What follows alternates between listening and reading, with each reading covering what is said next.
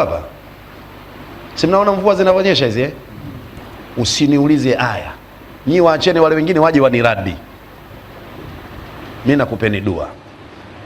We pata tadumu zima la maji ya kutega ya mvua, shediliza upo,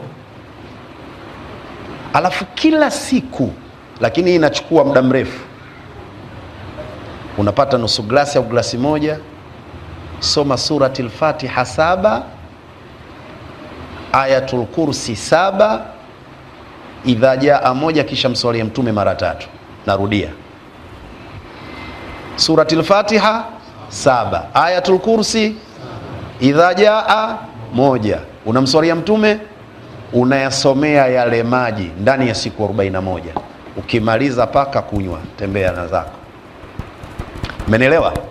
Kama una sumu nini, uchawi ndani, utakufa wenyewe ghafla. Hilo nimesema moja, mengine sisemi, insha Allah. Umeelewa?